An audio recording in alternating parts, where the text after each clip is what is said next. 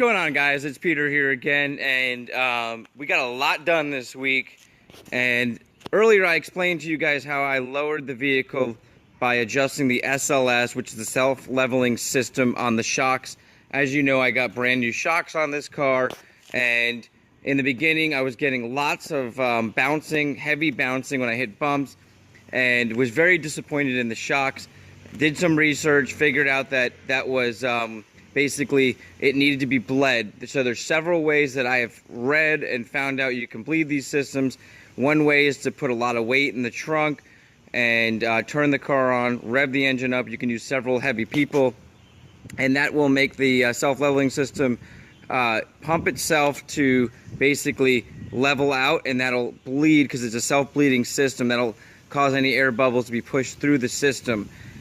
This that didn't work for me. I tried it several times. It got a little bit better, but never the way that I thought this Mercedes should ride. And so the other day I went through a forum and found out where you can heighten and lower the SLS system.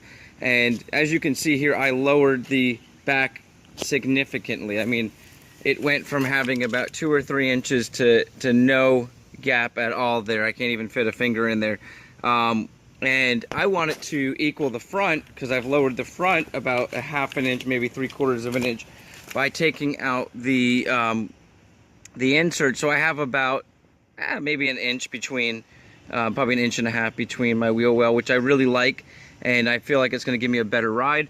And so I figured, why not make a video on how to do this? Because when I went to do it, it was I was basically going in blind. I had no idea where the adjustment was, and then when I read online, it was different from what I saw. So first thing you're going to want to do is get yourself some basically these jacks that you the ramps, I'm sorry, that you ride right up onto, as well as some jack stands, which I have over here, because this can be dangerous. It's a very easy job, but you want to make sure you have every precaution taken care of. So I'm going to reverse this up onto these ramps, and then we're going to stick our jack stands in there, as well as we're going to set our parking brake. That's very, very important to do all this, as when you go to raise this, it raises up very quick and the car shakes, and you do not want to be underneath there if this thing falls off these ramps and you have nothing else holding it. I also have a couple jacks that I might slide up underneath there, and then show you guys how to do this. So I'm going to go ahead and get that set up now. Alright guys, so it's up on the ramps, and I've got my jack stands and my emergency brake on. And I want to show you, because this is where I spent most of my time trying to figure this out, was trying to find the location of the basically the self-leveling system adjustment. And that's going to be, you're going to come to your back left side, so your driver's side, and you're going to come down underneath.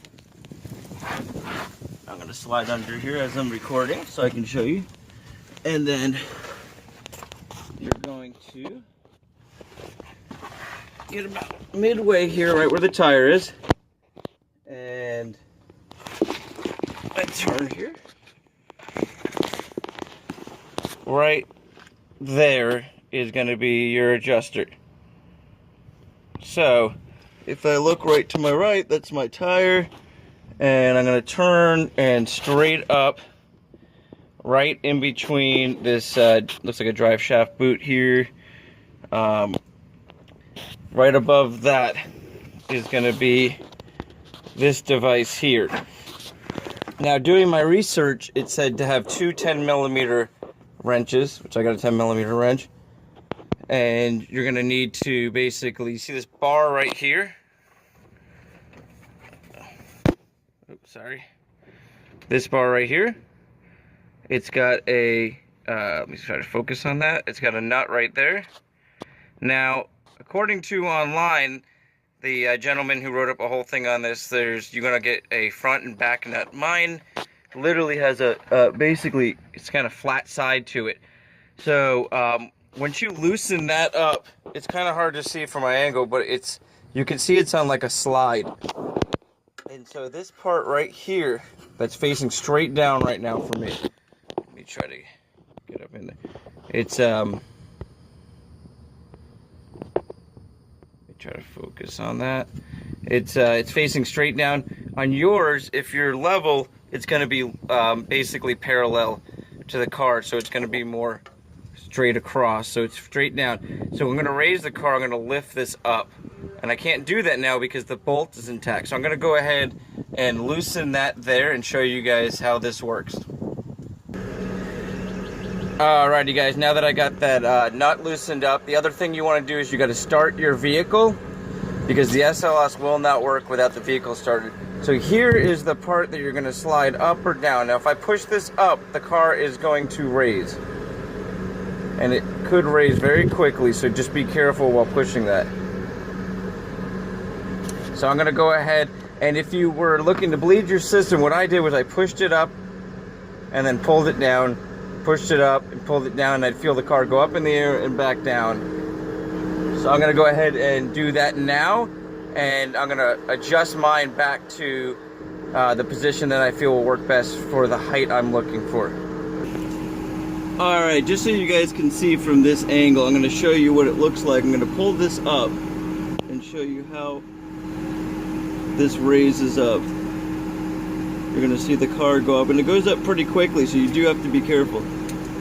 As you can see, it's raising way up, and then you're going to hear it tap out.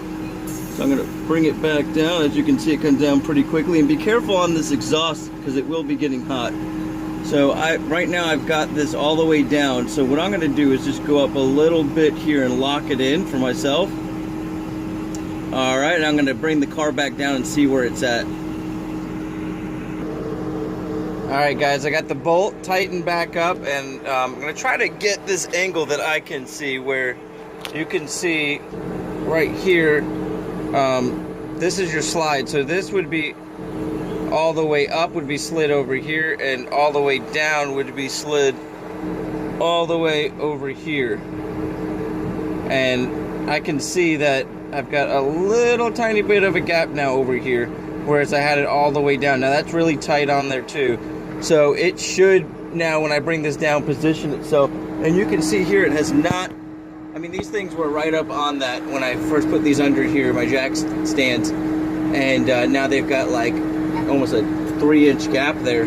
So as I bring it down, it is going to settle, and that's why I didn't think it was as low as it was until I went to drive it basically the next day. And I'm thinking if you just drive it around a little, it will level out where it's going to be.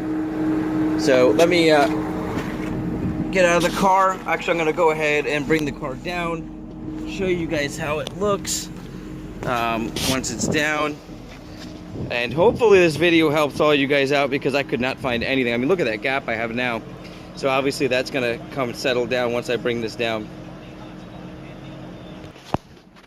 Alright guys, so I got it down off the jacks now, and you can see there's a significant gap now.